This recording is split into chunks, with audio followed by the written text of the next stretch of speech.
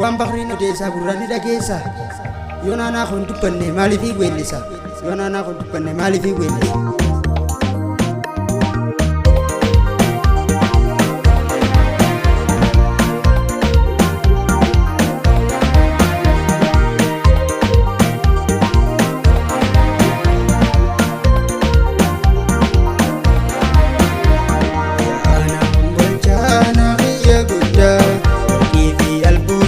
Keessatti qabda roobi lakkeenii maddeen adda addaa ammaraa yoonoolees wahiidhuma qabda ammaraa yoonoolees wahiidhuma qabda.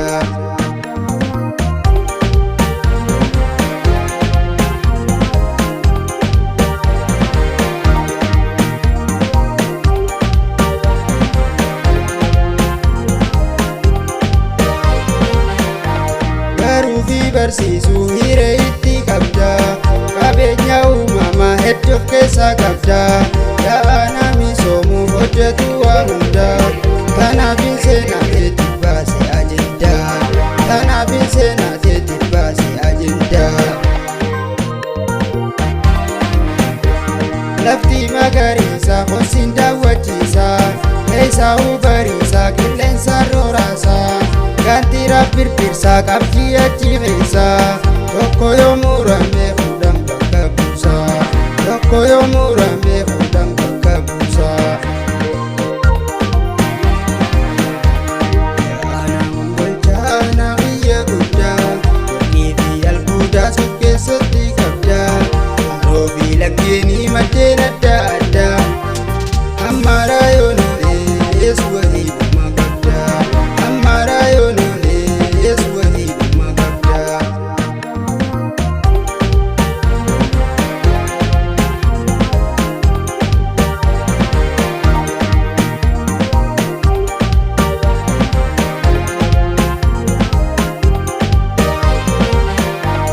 Yoo daawwachuu feetes hodha haaromsa bakkitti argamu ana biyya keessa aradda lamaatu irra wal dangeessa gama bahaatiinis bakkeedha dangeessa gama dhihaatiinis samteetu dangeessa.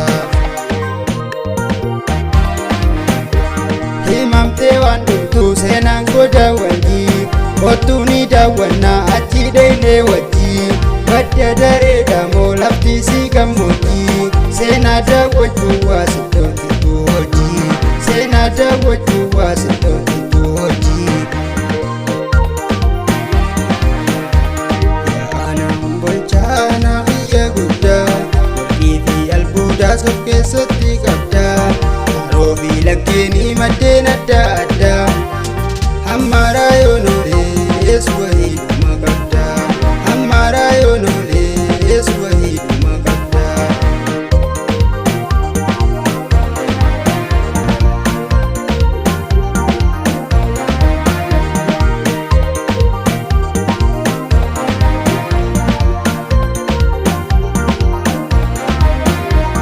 Kana qofa miti hedduu of keessaa qaba ga'ame beekama badda gaafataba ga'ame beekama badda gaafataba dhugumaan si himaa yoomiin si geejjiba irra guddaa nama garuu quba qaba. Kana qofa miti ammas tafa mootii iddoolee seenaadha ana hombolchaati himamtee waan dhumtu seenaa naana hooti ballamaan si qaba gama fuulduraatti ballamaan si qaba gama fuulduraatti.